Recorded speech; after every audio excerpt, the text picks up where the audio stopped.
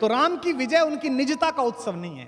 राम की जीत अपनी जीत नहीं थी, इसलिए आज राम चले गए वो नहीं है, लेकिन उत्सव जारी है। इसलिए अयोध्या जाते समय और अयोध्या से लौटते समय राम ने जो सबसे महान काम किया वो एकात्मकता का काम किया। अयोध्या से लौटते समय उन्होंने हर वो काम किया जो इस देश को एक साथ जोड़ सकता है, जो इस देश को एक साथ बांध सकता है।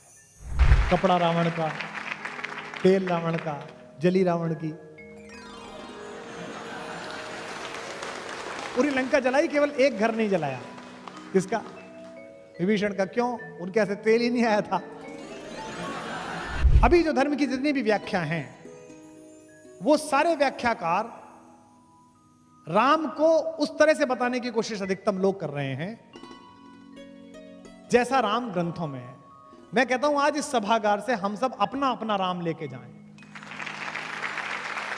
और महिलाएं बैठी हैं यहां पर, महिला सशक्तिकरण का सबसे बड़ा एपिटॉम है राम। वाल्मीकि रामायण में पढ़िए, जब अहिल्या के पास गए तो पूछा कि ये किसका आश्रम है, इतना उजड़ा हुआ सा, इतना सुंदर है, लेकिन उजड़ा हुआ क्यों है? तो किसी ने कहा कि गौतम की पत्नी है, इनके ऊपर अपयश का दाग लग गया है। आप बिल्कुल यहां जवान लोग जो बैठे हैं, जो दूसरे धर्मों के लोग बैठे हैं, जो इस्लाम मानने वाले लोग बैठे हैं, जो खालसा पंथ पर आस्था रखने वाले लोग बैठे, कुछ ईसाई भी बैठे होंगे, आप बिल्कुल राम को ऐसे मत सुनिए कि एक हिंदू सुना रहा है, कुछ हिंदू सुन रहे हैं, ऐसे मत सुनिएगा। क्योंकि मेरी योजना में यह भी है कि आज के बाद कुछ दिन बाद मैं कृष्ण पर भी अध्ययन करके बोलूंगा, कुछ दिन बाद मैं अध्ययन करके सल्लल्लाहु अलैहि वसल्लम हुजूर मोहम्मद साहब पर भी बोलूंगा, इस्लाम पर भी बोलूंगा, कुछ दिन दशमेश पिताजी पर बोलूंगा। तो जितने भी लोग उनमें हो सकता है कोई ना मानता हो राम को, मत मानिए, कहानी सुन लीजिए। अगर किसी ने कहानी भी लिखी है तो भी ऐसी कहानी लिखी है कि इस कहानी को ही ठीक से जी लेंगे तो सर्वश्रेष्ठ मनुष्य बनने की संभावना आपके अंदर पैदा हो जाएगी। आपका व्यापार, आपकी शिक्षा, सब कुछ सफल हो जाएगी। इस संसार को अंधकार से, उत्पीड़न से निजात दिलाने के लिए ये लोग आते हैं, जितने भी लोग आते हैं, चाहे भगवान जिस भी प्रकार से आते हैं। अच्छा, ये तो मानोगे कि ऐसा होता है जब लोकतंत्र में 5 साल की सरकारों में आप ऐसा करते हैं कि जो ज्यादा सिर पे तांडव कर ले उसे एक दिन बटन दबा के आप हटा देते हैं और कहते हैं कि नया लेके आओ। ये बात अलग है कि दूसरा उससे ज्यादा गति से तांडव करता है, तो फिर आपको लगता है अभी से कैसे करके लाओ। फिर कई बार आप वैकल्पिक व्यवस्थाएं करते हैं, वो दोनों से ज्यादा मिलकर ज्यादा करता है। हम अनुभव में है, हमें पता है उसका।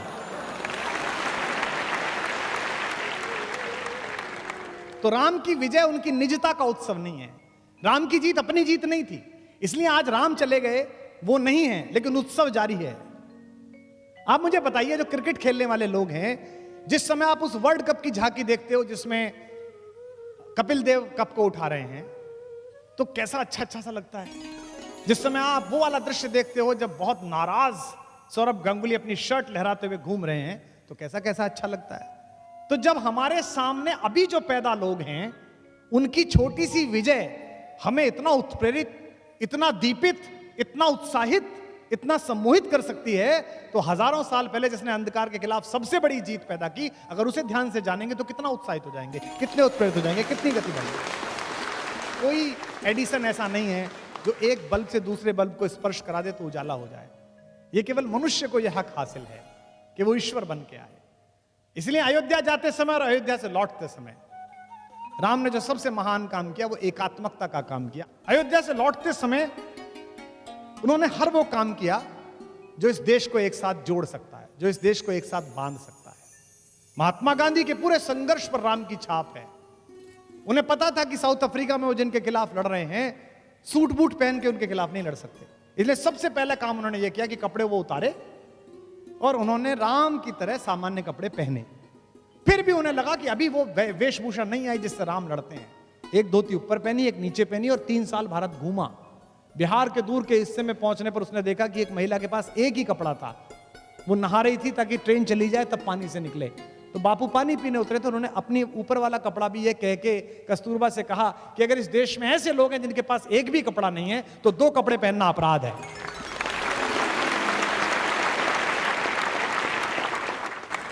और मैं आश्चर्य में था कि मैंने 1942 में चर्चिल का भाषण पढ़ा, मैंने जो ब्रिटेन की पार्लियामेंट में उसने गांधी के खिलाफ दिया। चर्चिल बोला कि वो अधनंगा फकीर, वो ये चाहता है कि वायसराय का हाथी उसे सलामी दे। और जब मैं मानस पढ़ रहा था तो मैंने देखा कि जब अंगद समझाने गया रावण को कि मूर्ख मान जा, इस स्वराज की ताकत को समझ ले, तो रावण भी यही कह रहा था, अच्छा वो अधनंगा फकीर, वो तपस्वी, वो मुझे हराएगा। यानी कि हर बार रावण इसी प्रकार बोलता है। और एक बात ध्यान रखिए, जो अपने से बाहर नहीं आएगा, घर से बाहर नहीं आएगा, परिवार से बाहर नहीं आएगा, समाज से बाहर नहीं आएगा, वो बड़ा नहीं कर सकता। जो हिजरत करेगा, जो निकलेगा, वो बड़ा करेगा। हुजूर को भी जाना पड़ा सल्लल्लाहु अलैहि वसल्लम, मोहम्मद साहब भी हिजरत करने के लिए गए। बुद्ध ने पहली बार अपने बेटे बेटियों को अनुमति दी कि तुम बाहर जाओ। सबसे पहले अशोक के दोनों बेटे संघमित्रा और महेंद्र बाहर गए। आज दुनिया में आप इंडोनेशिया जाइए, आप दुनिया में थाईलैंड जाइए, तो आपको वहां बौद्ध धर्म दिखाई देता है। क्यों? क्योंकि बुद्ध ने अनुमति दी। काश कि हमारे ऋषि मुनियों ने भी अनुमति दी होती कि हम राम की बात कहने जाएं, तो आज पूरे देश में कुछ नहीं तो 100-150 देशों में भी तो हमारा भी कब्जा होता, हमारे विचार की भी बात होती, हमारी भी बात सुनी जाएगी। जो घर छोड़कर जाता है उसे मिलता है, और ये सबके साथ हुआ है। हम में से कुछ का ट्रांसफर हो जाता है। मैं देख रहा हूं यहाँ अधिकारी बैठे हैं प्रशासन के, जो नौकरी करते हैं, ट्रांसफर पे दुखी हो जाते हैं। जालौर मिल गई जी पोस्टिंग। मुख्यमंत्री से कह दो जरा आप, ये 2 मंत्री बैठे हैं, हमारे दोस्त हैं दोनों, इनके यहाँ कह दो साहब, हॉल में बैठे हुए लोगों, दशरथ का पुत्र राम अगर अयोध्या रहता तो केवल राम बन के रह जाता। जंगल जंगल जाकर लौटा तो मर्यादा पुरुषोत्तम भगवान राम थे।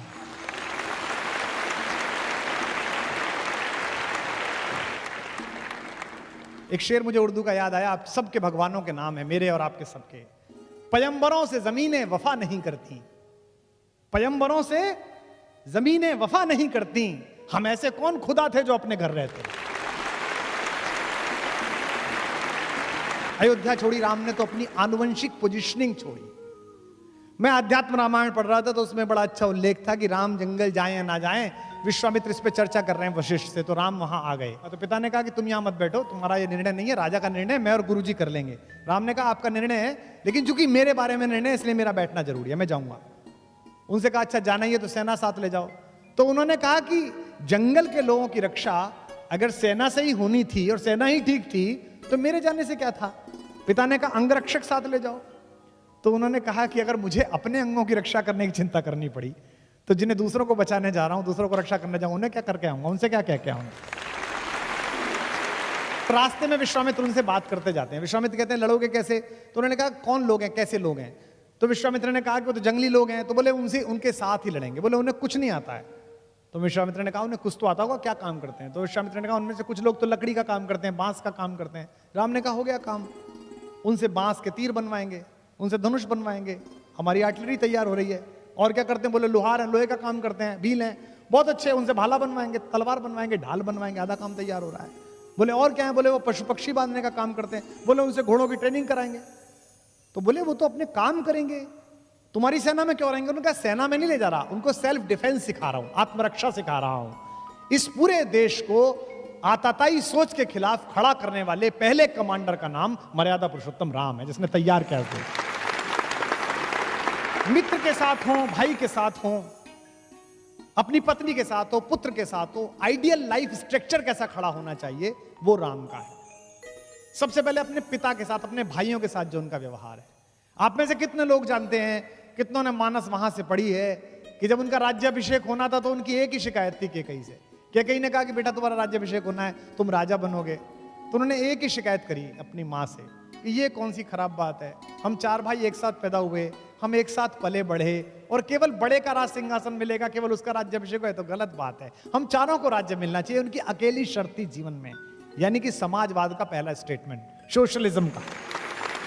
दूसरा मित्र के नाते वो कहते हैं कि जे न मित्र दुख होए दुखारी, तिनहि विलोकत पातक भारी। अगर मेरे रहते मित्र दुखी है, चाहे वो सुग्रीव हो, चाहे विभीषण हो, चाहे केवट हो, उसके साथ देते समय जो उनकी विनम्रता है, जो संपत्ति शिव रावणी दीन दिए 10 मात। आपको पता है कि रावण को 10 सिर चढ़ाने पर, मैं ये नहीं मानता कि रावण के 10 सिर थे, हो सकता है कुछ लोग मानते हो। मुझे भी लोग कहते हैं कि साहब एक टाइम में 3 बुद्धि कैसे चलती हैं, चुटकुला भी याद आ जाता है, संस्मरण भी याद आ जाता है, कविता भी याद आ जाती है, यानी कि 3 तो अपने भी हो गए। तो वो ब्रह्मा के वंश में पैदा हुआ, पुलस्त मुनि के पुत्र विश्रवा का बेटा था। उसकी इंटेलिजेंसिया का जो क्वोशंट था वो 10 मस्तिष्क के बराबर था। वो इतना स्मार्ट और इतना ज्यादा इंटेलिजेंट था कि उसके पास 10 दिमागों के बराबर दिमाग था। तो कहानी चल गई कि भाई 10 सिर हैं उसके। ये सिर्फ मुहावरे हैं जिनको कालांतर में हमारी धार्मिक परंपरा ने सत्य सिद्ध कर दिया। हमारे पूरे धर्म की व्याख्या अधिकांशतः जिन लोगों ने की है वो श्रद्धा पर आयोजित है। भगवान ने ऐसा किया। मुझे राम क्यों प्रिय लगते हैं? राम के जीवन में चमत्कार नहीं है। आपने कभी नहीं देखा होगा राम को कि राम ने यूं करके आकाश में हाथ हिलाया और उसके बाद एक शस्त्र निकाला और फेंक दिया, ऐसा नहीं है। सब कुछ अर्जित है जो अपना है। सबसे पहले जब जंगल में मिलने के लिए सारे लोग गए वनवास के समय, तो सबसे पहले प्रथम राम भेटी कैकेयी, सरल स्वभाव भगत मति गई। तीनों मां आकर खड़ी हुई, कौशल्या आकर खड़ी हुई, कैकेयी आकर खड़ी हुई, सुमित्रा आकर खड़ी हुई। राम उठे, राम को पता चला मां आई हैं, गुरु जी आए हैं। सोच के देखिए आप, राम के ऐसे हैं कि ये सीनियोरिटी नहीं जानेंगे, हायरार्की नहीं जानते वो, कि पहले अपनी माँ के पैर छूं, फिर सुमित्रा के छूं, फिर कैकेयी के छूं। सबसे छोटी हैं वो तो, लेकिन उनको पता है कि इनके मन में दुख है, इनके मन में गिल्ट है, इसलिए अगर मैं सबसे पहले पैर छू लूंगा तो ये मानद हो जाएंगी, इनको मान्यता मिल जाएगी। आज मैथिली शरण गुप्त का जन्मदिन है। उन्होंने इस प्रसंग को कहा है कि तदनंतर बैठी सभा उठज के आगे, तदनंतर बैठी सभा उठज के आगे। रात को सब बैठ गए, चांदनी रात है, सब बैठे हुए हैं, बात कर रहे हैं। अब राम को मनाने के लिए लोग आए। तदनंतर बैठी सभा उठज के आगे, नीले वितान के तले दीप बहु जागे। टकटकी लगाए नयन सुरों के थे वे, परिणाम उत्सुक उन भयातुरों के थे वे। उत्फुल्ल करौंदी कुंज वायु बह बह कर, करती थी सबको पुलक पूर्ण मह मह कर। वह चंद्रलोक था कहाँ चांदनी वैसी, प्रभु बोले गिरा गंभीर गूढ़ निधि जैसी। अब भगवान बोले, सामने भरत बैठा है, उससे बोले, हे भरत भद्र अब कहो अभीप्सित अपना। भाई भरत अब बताओ क्या चाहते हो। अब सोचिए जिसके ऊपर इतना आरोप लग रहा है उससे कह रहे हैं क्या चाहते हो। हे भरत भद्र अब कहो अभीप्सित अपना, सब सजग हो गए भंग हुआ जो सपना। भरत ने क्या कहा, हे आर्य रहा क्या भरत अभीप्सित अब भी मुझे कुछ चाहिए। मिल गया अकंटक राज्य उसे जब तब भी, पाया तुमने तरुतले अरण्य बसेरा। तुम जंगल में बैठे हो, भाभी के पैर में कांटे हैं, तुमको खाने को नहीं मिल रहा, मैं महल में बैठा हूं, इसी के दिन के लिए तो आया हूं। इसीलिए राम की कथा त्याग की सबसे बड़ी कथा है। राम के नाम पर दुकान चलाने वाले लोगों को समझना चाहिए कि दुनिया में ऐसा उदाहरण कभी नहीं हुआ जहां एक सिंहासन दो भाइयों के बीच 14 साल फुटबॉल की तरह चलता रहा। परशुराम ब्राह्मण है, उनसे पहले आए, लेकिन कर्म क्षत्रियों जैसे हैं, जरा सी बात पे गुस्सा हो जाते हैं। राम क्षत्रिय हैं लेकिन मस्तिष्क तपस्वियों जैसा है। जब एग्जाम का रिजल्ट आता है, जब नंबर आने शुरू होते हैं बच्चों के, बच्ची का रिजल्ट आना शुरू होता है तो क्या करते हैं, बच्चे का रिजल्ट आना शुरू में समझाना, सुबह कहते हैं बहुत अच्छा बेटा तुमने यू डिड वेल, तुमने बहुत अच्छा किया, जो भी रिजल्ट आएगा इट्स ओके, डिप्रेशन में ना आ जाए है बच्चे को। और दुनिया का सबसे बड़ा राज सिंहासन। आज थोड़ी सी लड़ाई किस बात की है, मैंने पिछली बार खबर देखी, एक का टिकट कट गया तो आत्महत्या की कोशिश करी उसने। बताओ 5 साल को एक टुच्चा सा काम मिलेगा,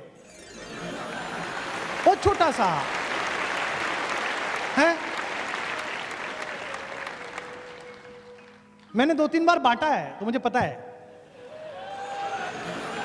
कि ले जाओ, बहुत टुच्चा सा काम मिलेगा। और इतनी चिंता कि वो आत्महत्या करने को तैयार हो गया। सोचिए, पूरी पृथ्वी का राजा बनना था उसको, छोटा मोटा मामला नहीं था, पूरी पृथ्वी का राजा बनना था उसको। एक पूरे भारत का नहीं, पूरी पृथ्वी का। पृथु उनके घर में ही पैदा हुए, जो देश में बड़ा है वो उनके घर में पैदा हुआ। अज, रघु, दिलीप, पुररवा, नहुष, इक्ष्वाकु, भरत, जितने बड़े पैदा हुए सब उन्हीं के खानदान में, मानदाता सब उनके घर में पैदा हुए। लेकिन उस पृथ्वी का शासन उन्हें पाना था, वो इलेक्टेड क्राउन प्रिंस थे। और अचानक एक बंदी ने आके कहा कि युवराज आपको महाराज याद कर रहे हैं। उत्साह में भरे हुए राम लक्ष्मण दोनों पहुंचे तो देखा कमरे में अंधेरा है, पिता बैठे। उन्होंने कहा, पूछा जी पिताजी क्या बात है। पिता ने कहा कि बेटा वो कल राज्याभिषेक नहीं हो पाएगा, तुम सुबह अपनी पत्नी को लेकर 14 वर्ष के वनवास के लिए चले जाओ। राम ने कहा कि जो आ गया पिताजी। और राम ने अपनी पत्नी से कहा तैयारी करिए, सुबह वनवास पे चलना, 14 वर्ष बाद आएंगे अयोध्या। कहना आसान है, बहुत सरल है। इंटरव्यू हुआ नहीं, प्रीलिम्स पास किए, मेंस नहीं निकला है, ग्रुप डिस्कशन में रह गए। हमको भी लोग कहते थे कि तुम रह गए।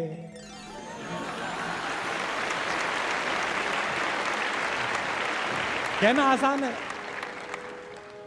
लेकिन मानस पड़ी है, राम जी आए तो बहुत सरल है। राम को बुलाया उनकी मां ने, कौशल्या ने। मां को लगा होगा कि बेटे को धक्का तो नहीं लग गया। भगवान की मां है लेकिन मां तो मां है। भगवान से कौन बड़ा है, भगवान से मां बड़ी है। जिसने भगवान पैदा किया है वो बड़ी है।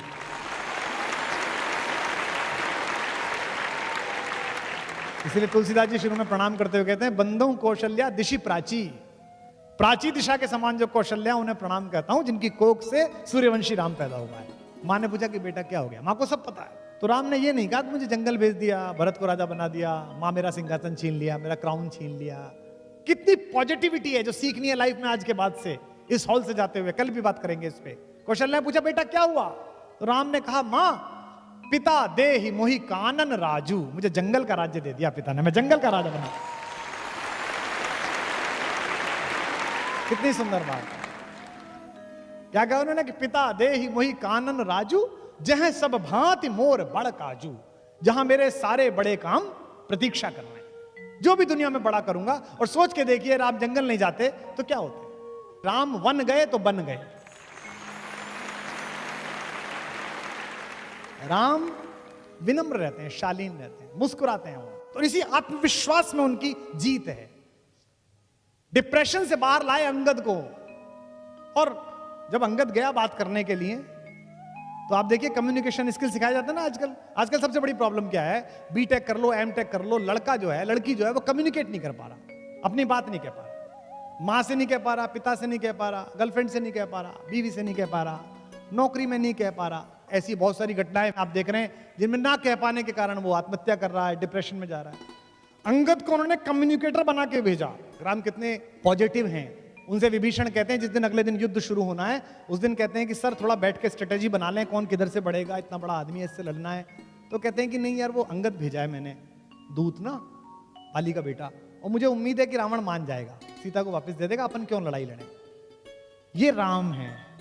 एक बात ध्यान से रखना, अभी बहुत बड़ी घटना इस समय पूरे देश में राजनीतिक हलचल चल रही है जिससे हम जुड़े हुए हैं।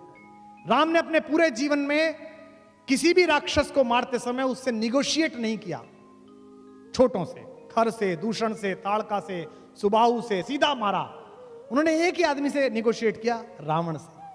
क्योंकि राम जानते थे कि आतंकवाद की लड़ाई में स्लीपर सेल के साथ समझौता नहीं किया जाता, उसको तो मारा ही जाता, उसको तो खत्म ही किया जाता है। और हमारी सरकारें, हमारी व्यवस्थाएं क्या कर रही हैं? स्लीपर सेल से बात कर रही हैं।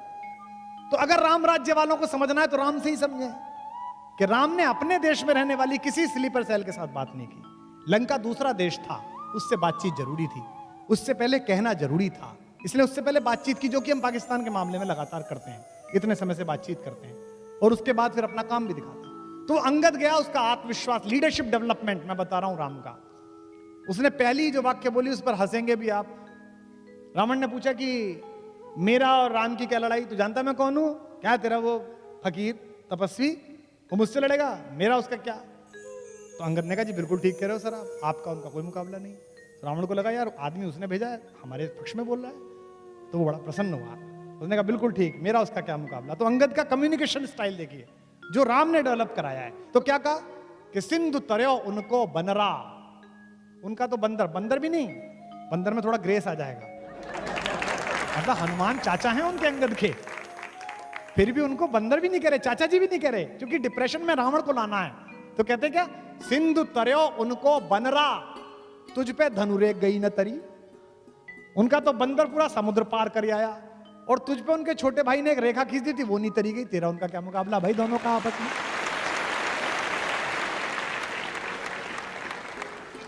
कि सिंधु तरयो उनको बनरा, तुम पे धनुरेख गई न तरी, तुम पे। अच्छा छंद है। सिंधु तरयो उनको बनरा, तुम पे धनुरेख गई न तरी, तुम पे धनुरेख गई न तरी। वानर बांधत सो न बंधो, उन बारिधि बांध के बाट करी, उन बारिधि बांध के बाट करी, उन बारिधि बांध के बाट करी। अज हूँ रघुनाथ प्रताप की बात, तुम्हें दशकंठ न जाए परी, तुम्हें दशकंठ न जाए परी। तेलनि तूलनि पूछ जरी न जरी, गढ़ लंक जलाए जरी धड़ी, लंक जलाए जरी। तेरा सारा तेल लगा, तेरा सारा कपड़ा लगा, एक बंदर की पूंछ जलाने के चक्कर में तूने अपना पूरा नगर जलवा लिया, बताया। और तू कह रहा है कि उनसे लड़ने चलेगा, उससे लड़ने चलेगा। इसलिए जो कम्युनिकेशन स्किल है, विभीषण से संवाद जो राम ने किया, वो साधन और साधना के बीच का संवाद है। बड़ी अद्भुत बात है। राम की शक्ति पूजा, आप में से शायद अधिकांश लोगों को पता होगा कि राम और रावण के युद्ध में एक दिन ऐसा आया था जिस दिन राम की सेना पराजित हो गई थी, तोड़ फोड़ मचा दी थी रावण ने, जिस दिन रावण खुद आया था। महाप्राण निराला ने कविता लिखी है राम की शक्ति पूजा। रवि हुआ अस्त ज्योति के पत्र पर लिखा, अमर रह गया राम रावण का अपराजेय समर। आज का तीक्ष्ण विदिक्ष प्रकर वेग प्रखर, शतशैल संवरणशील नील नवगर्जित स्वर, विच्युत वन्य राजीव नयन हत लक्ष्मण, लोहित लोचन रावण मदमोचन महायान। ऐसी कविता लिखी है। उस दिन सब बेहोश हो गए, सुग्रीव बेहोश हो गया, सौमित्र बेहोश हो गए, लक्ष्मण सब बेहोश हो गए। राम लौटे तो राम बहुत दुखी थे। जामवंत ने समझाया, जामवंत सबसे सीनियर है सेना में, मतलब सबसे फाइनल पोजीशन पे, ब्रिगेडियर जनरल से भी ऊपर हैं। उन्होंने राम से कहा कि इतना क्यों दुखी होते हैं, वही आपका हाथ है, वही आपका तूणीर है, मार लेंगे, इसे कोई दिक्कत नहीं है। किसी किसी दिन होता है, सामने वाले का दिन होता है, किसी किसी दिन नहीं होता। राम ने कहा ऐसा नहीं है, जब मैं युद्ध लड़ रहा था तो मैंने एक बात देखी, रावण नहीं लड़ रहा था, रावण के साथ शक्ति लड़ रही थी, दुर्गा लड़ रही थी, देवी लड़ रही थी। और ये अजीब बात है कि मैं धर्म के साथ हूं, मेरे साथ नहीं लड़ रही, उसके साथ लड़ रही हैं। तो जामवंत ने कहा अगर ऐसा है तो युद्ध हम संभालेंगे, आप पूजा करिए। तो 108 कमल मंगाए गए। ये दशहरा क्यों मनाया जाता है, ये आज शायद कुछ लोगों को पता चलेगा।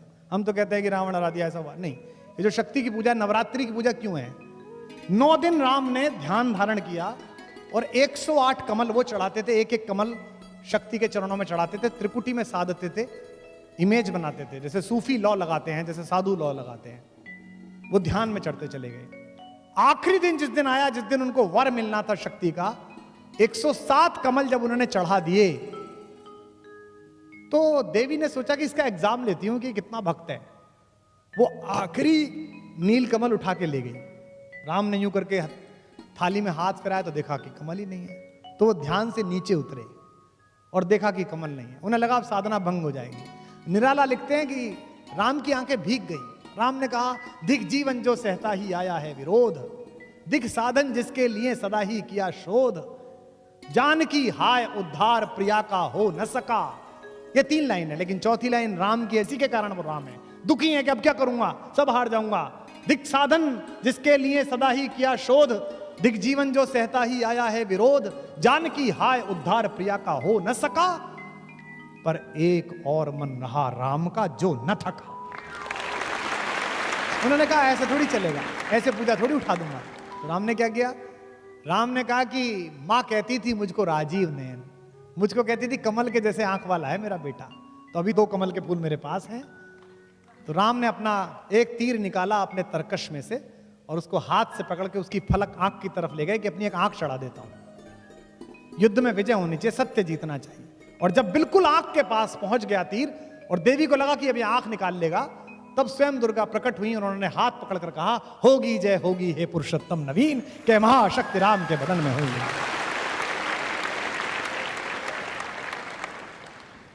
तो इसलिए जितनी भी लड़ाइयां हैं, जब भी कभी आपको कोई आदमी साधन से इकट्ठा एक सामान्य व्यक्ति को परेशान करने की कोशिश करे, उसके पास ज्यादा शक्ति हो, उसके पास ज्यादा साहस हो, तो आप ध्यान रखना कि आपके घर का एक बड़ा आदमी सिखा गया है कि साधन महत्वपूर्ण नहीं है, साधना महत्वपूर्ण है।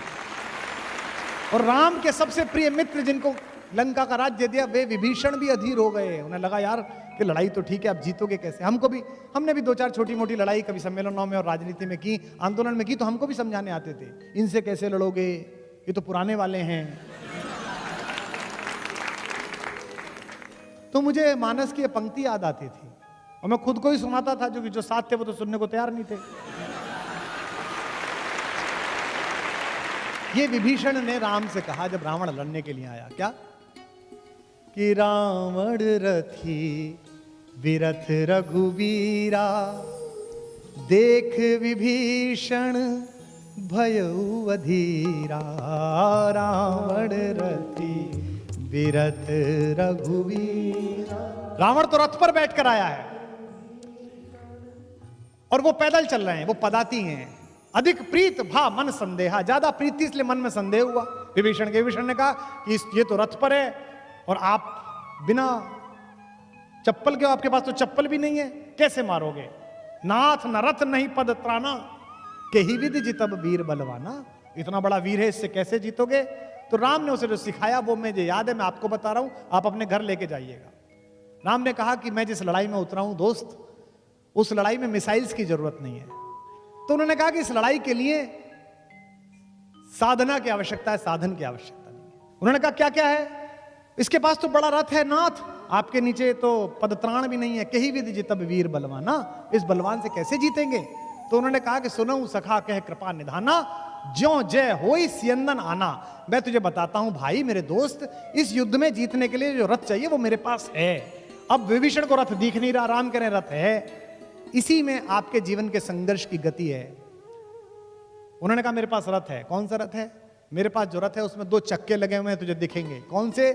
सौरज धीरज ते ही रथ चाका, शौर्य और धैर्य 2 चक्के हैं। एक तरफ शौर्य है, एक तरफ धैर्य है। अगर बड़ी लड़ाई लड़नी है तो शौर्य भी रखना पड़ेगा और धैर्य भी रखना पड़ेगा।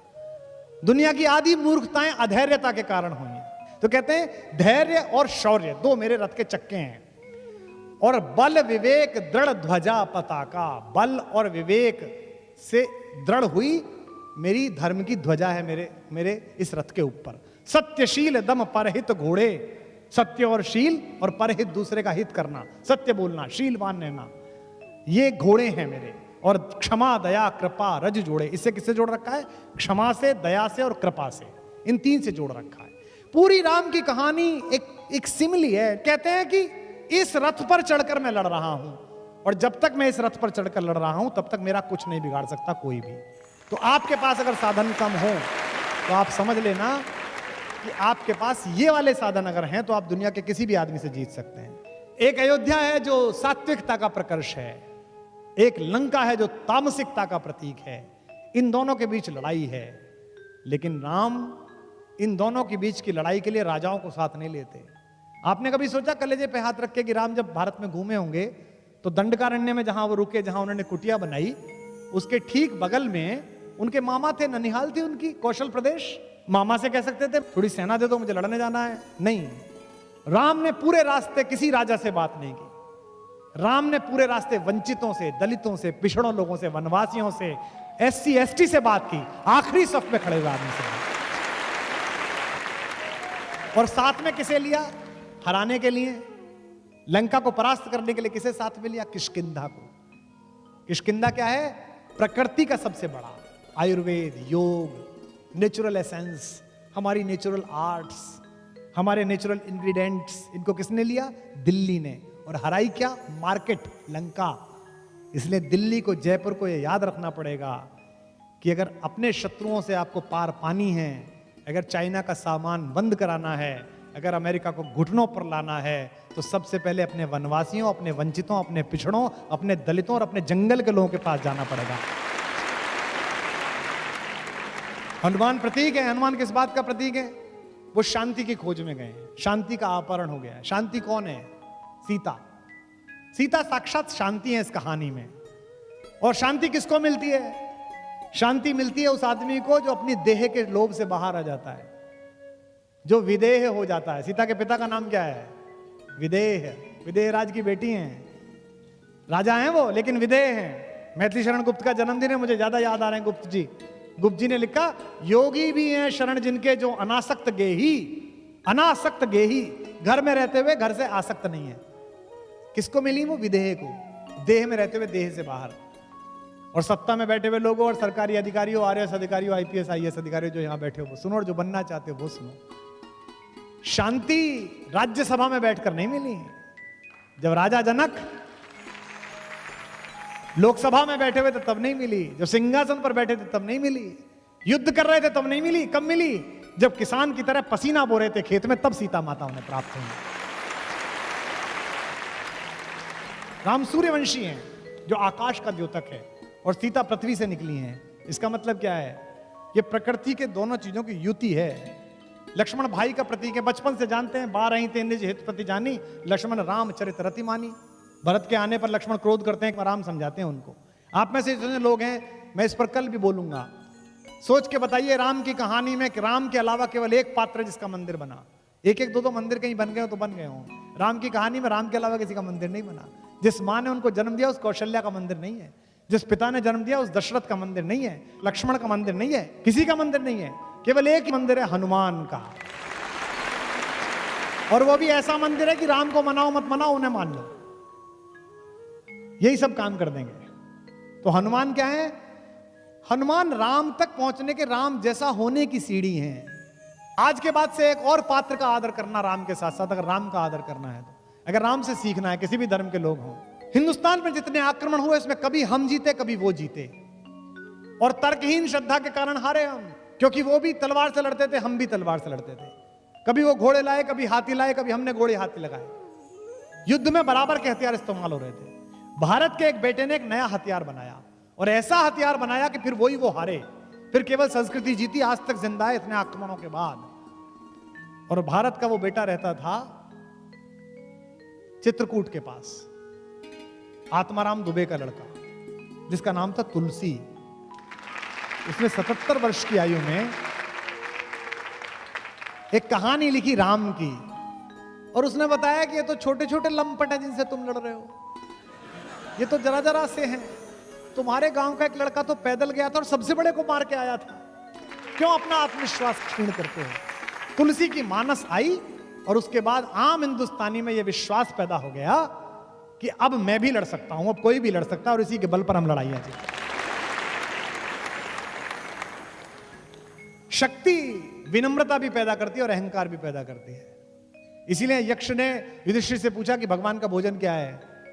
युधिष्ठिर ने बताया कि भगवान अहंकार खाता है। रावण को अहंकार है, न सत्य मानता है न तथ्य मानता है। तथ्य क्या है? तथ्य है कि भी हार चुका है तू। राम और रावण में एक पंक्ति का अंतर है, रावण इच्छाओं के पाश में बंधा है और राम इच्छाओं से परे जा चुके हैं। रावण में पावर ऑफ पनिशमेंट है, राम के पास राइट ऑफ पनिशमेंट है। रावण का अपयश बहुत है, जबकि वो खानदान में बड़े में पैदा हुआ है। हनुमान ने भी कहा, जब हनुमान से पूछा मुझे जानता है मैं कौन, अच्छा वो हर आदमी से पूछता मुझे जानता है मैं कौन हूं, ये बड़ी इन्फीरियरिटी है। अंगद से पूछता मुझे जानता है मैं कौन हूं। आपने देखे ना कई लोग सड़क पे पुलिस वाले से कहते हैं जानता है कौन हूं, मेरे फूफा विधायक हैं, पता है ना, हमारे चाचा वो हैं। ये क्या है? इन्फीरियरिटी है, ये छोटेपन से आते हैं। लेकिन राम का एक यश है, वो इक्ष्वाकु वंश में पैदा हुए। वाल्मीकि रामायण इसी लाइन से शुरू हुई है, इक्ष्वाकु वंश प्रभवो रामो नामा जना श्रुता। लेकिन वो अपने खानदान का कभी वर्णन नहीं करते। जिससे भी मिलते हैं वो कहते हैं, अहिल्या के पास गए तो उनसे क्या कहते हैं, मां मैं दशरथ का पुत्र अपनी पत्नी सीता और भाई लक्ष्मण के साथ आपको प्रणाम करता हूं। पिता का नाम इसलिए बताते हैं कि भारत में परंपरा है, गुजरात में तो और महाराष्ट्र में तो पिता का नाम बीच में जोड़ा जाता है। लेकिन वो अपने अहंकार में, इसलिए रावण की शक्ति भय देती है और राम की शक्ति निर्भय देती है। रावण अहंकार में अपमान करता है और राम छोटे आदमी को भी उठा लेते हैं। रावण सैडिस्ट है, बहुत सारे लोग सैडिस्ट होते हैं। इस देश में बहुत सारे लोग इस बात से दुखी हैं कि उनका पड़ोसी सुखी है, अपने सुख से कोई प्रसन्न नहीं है। रावण की यही समस्या है, वो सैडिस्ट है। हनुमान की पूंछ काटता है, कहता है कि सबसे पहले सुनि विहस बोला दस्कंदर, अंग भंग कर पठियो बंदर, इस बंदर की पूंछ काट के भेजो। वो भी कलाकार आदमी थे, उन्होंने कहा काम शुरू करो, चलो देखते हैं। पूरा तेल वेल डला, सब कुछ डला। मैनेजमेंट के उदाहरण है वो, मिनिमम इनपुट मैक्सिमम आउटपुट। कपड़ा रावण का, तेल रावण का, जली रावण की, पूरी लंका जलाई, केवल एक घर नहीं जलाया। किसका? विभीषण का। क्यों? उनके ऐसे तेल ही नहीं आया था, सबने तेल भेजा, उन्होंने नहीं भेजा। बोले इनका इन्वेस्टमेंट ही नहीं है कंपनी में, देने के डुबोना। बात खत्म। लेकिन राम जटायु के घाव साफ करते हैं। आप में से कुछ लोगों को पता होगा कि राम ने अपने हाथों से उनका अंतिम संस्कार किया और कहा कि मैं दुर्भाग्यशाली हूं कि मुझे अपने पिता का अंतिम संस्कार करने का अवसर नहीं मिला।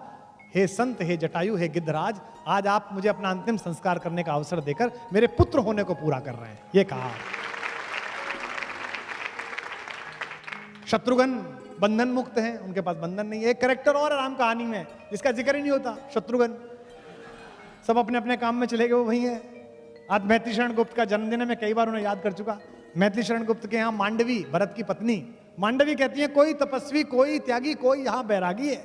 हमारे घर में बड़े खलीफा हैं, कोई तो तपस्वी हमारा पति, कोई त्यागी हमारे जेठ जी, कोई बैरागी हमारा दूसरा देवर लक्ष्मण जंगली चला गया। मेरा पूरा घर संभाले छोटे देवर बड़भागी हैं, पूरा घर संभाल रखा है, मेरे छोटे देवर सबसे अच्छे हैं। उर्मिला मुदिता है, बेटी की तरह प्रसन्न रहती है। तो as an administrator, as a management guru, as a brother, as a father, जितने भी प्रकार से राम ने इस जीवन को बड़ा किया है, अगर वो हम में थोड़ा थोड़ा आना प्रारंभ कर दे तो हमें ठीक हो जाएगा। सागर निजामी ने, यहां इस्लाम मानने वाले बैठे हैं, हिंदुस्तान बिना राम के नहीं है। साहिले सरजू यहां गंगा यहां जमुना यहां, साहिले सरजू यहां गंगा यहां जमुना यहां, कृष्णा और राधा यहां, रामा यहां सीता यहां, हिंदियों के दिल में बाकी है मोहब्बत राम की, मिट नहीं सकती कयामत तक हुकूमत राम की। ये सागर निजामी कहकर गया। अल्लामा इकबाल ने कहा है, राम के वजूद पर हिंदुस्तान को नाज, अहले नजर समझते हैं उनको इमाम हिंद। मेरे मन में बड़ी शंका थी कि बात क्या होगी, मैं बोलूंगा क्या, इसकी कोई तैयारी नहीं है। बस मेरे पास जो है मैं वही सुनाना चाहता हूं, जानना चाहता हूं, मिलना चाहता हूं खुद से, राम के माध्यम से, कृष्ण के माध्यम से, आद्य शंकराचार्य के माध्यम से, बुद्ध के माध्यम से, महावीर के माध्यम से। राम भी महावीर हैं। जैन समाज के लोग बैठे होंगे, महावीर को अरिहंत कहा जाता है। अरिहंत मतलब जिसके शत्रु मर गए हों, जबकि उन्होंने किसी को मारा नहीं है। तो शत्रु को मारने का क्या तरीका है? या तो शत्रु को मार दो या शत्रु को मित्र बना लो। अपने शत्रु को मित्र बना लो तो आप अरिहंत हो जाओगे। इसीलिए जैनियों के 24 के 24 तीर्थंकर क्षत्रियों से आए हैं। समझ लीजिए, जो वीर नहीं हो सकता वो महावीर नहीं हो सकता। क्षमा शोभती उस भुजंग को जिसके पास गरल हो। तो इसलिए पूरी राम कहानी का जितना विस्तार है, जिस पर मैं कल भी चर्चा करूंगा, जितना मुझे स्मरण आएगा, और आज जो लोग आप में से कुछ प्रश्न देंगे, एक बात तो मैं आपको स्पष्ट कर दूं कि मेरा कोई डिक्लेरेशन नहीं है कि मुझे सब पता है। सर्वज्ञ होने का डिक्लेरेशन नहीं है। और ये डिक्लेरेशन तो जयपुर में खत्म हुआ था 1993 में। पहली बार मैंने नौकरी शुरू की, मेरे 2 विद्यार्थी सुनने आए हैं। एक तो पुलिस में काम करता है, यहाँ पर इंस्पेक्टर है, आज सुनने आया, बोला गुरुजी सुनने आऊंगा। मैंने कहा तब ढंग की बात सुनी होती तो ज्यादा बड़ा अफसर बनता, मैं पढ़ाता था क्लास। क्योंकि लोगों को जो अहंकार है कि मुझे सब पता है, ये उनकी यात्रा को समाप्त करने जैसा है। मैं यहाँ राजस्थान में जब इंटरव्यू देने आया था, कॉलेज का नाम नहीं बताऊंगा, मुझे याद है 1 जुलाई का इंटरव्यू था। यहाँ एक हिंदी के बड़े प्रोफेसर थे, मेरे पिताजी के दोस्त थे। मैं उनके घर पर रुक गया 30 जून की रात को। मुझसे बोले कि क्यों आए थे? मैंने कहा जी वो कल उस कॉलेज में इंटरव्यू है लेक्चरर का, हिंदी के असिस्टेंट प्रोफेसर का, उसके लिए आया हूँ। बोले तू मुझसे फोन करके पूछ लेता, वहां तो फलाने जी जो प्रोफेसर है उनकी बेटी का होगा, पहले से ही तय है। तो मैंने कहा 150-200 लोग बुला लिए, इनका क्या? बोले दिन भर चाय समोसे खाएंगे, सुनेंगे। बोले मुझे ही जाना था इंटरव्यू में, लेकिन अब मैं नहीं जा रहा हूँ, तो तू क्या करेगा? मैंने कहा जब आया हूँ तो जाऊँगा, इंटरव्यू तो दे के आऊँगा। मैं सुबह से बैठा रहा, मेरा नाम विश्वास कुमार शर्मा है, तो वी पे मेरा नंबर आया। आखिर में जंगल में कॉलेज था, वो वहाँ कुछ मिलता नहीं था, समोसे और चाय। समोसे में खाता नहीं, चाय कितनी पीऊँ? उन दिनों चाय और चाय वाले लोकप्रिय भी नहीं थे।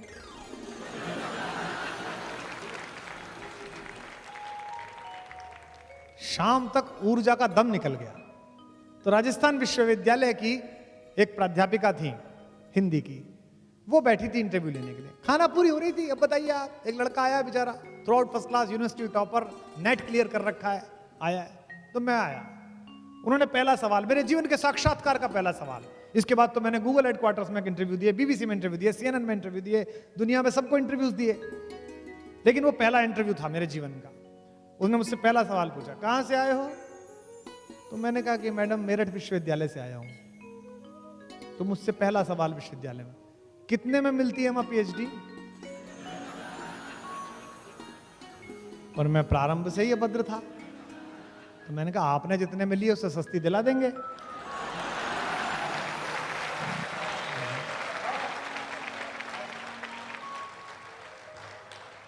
तो बोली कि वो छकपका गई, लोग हंसने लगे अंदर जो बैठे थे। बोली आप तो साक्षात्कार देने के मूड में नहीं लग रहे। मैंने कहा जी मैं तो कल रात से मूड में हूं। तो बोली अच्छा क्या पूछे आपसे? मैंने कहा कुछ भी पूछिए। तो कहने लगी कि अच्छा आप सर्वज्ञ हो, क्या सब आता है आपको? मैंने कहा नहीं मैडम, सर्वज्ञ तो मेज के उस पार होते हैं, मेज के इस पार तो अल्पज्ञ होता है, तो मैं अल्पज्ञ हूं।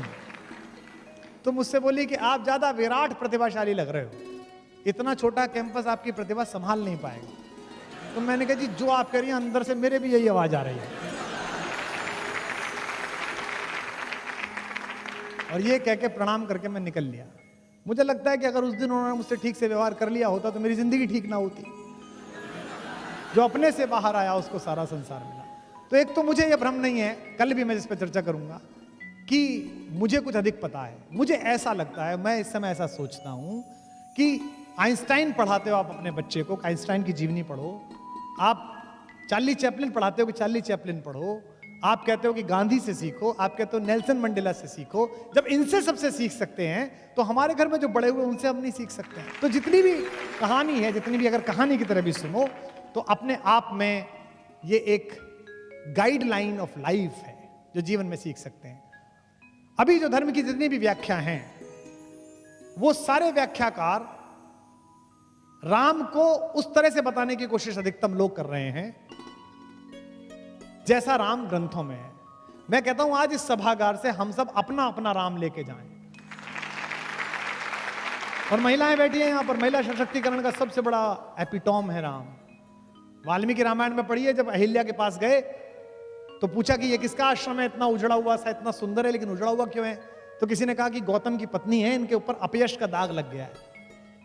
बोलती नहीं है, बात नहीं करती है किसी से। ये कैसी स्त्री है जिसके खिलाफ एक अफवाह फैला दी गई है, गंदगी फैला दी गई है। वाल्मीकि रामायण में आप देखिएगा तो राम जाते हैं और पैर छूकर कहते हैं कि मां, मैं दशरथ का पुत्र राम अपनी पत्नी सीता और भाई के सहित आपको प्रणाम करता हूं, चरण स्पर्श करता हूं।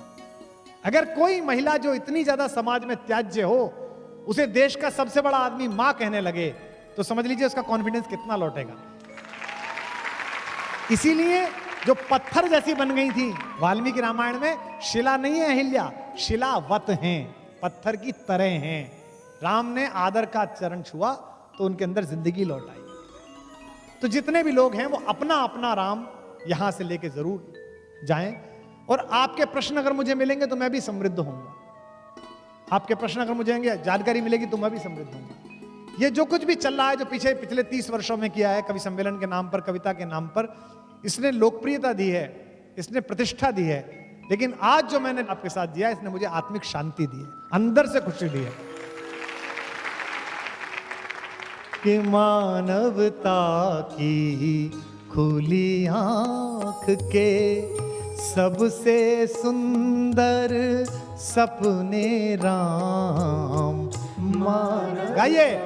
की खुली आंख के सबसे सुंदर सपने राम, मानवता की खुली आंख के सबसे सुंदर सपने राम, जिव्यावाणी अर्थवती हो गई लगी जब जपने राम, जिव्यावाणी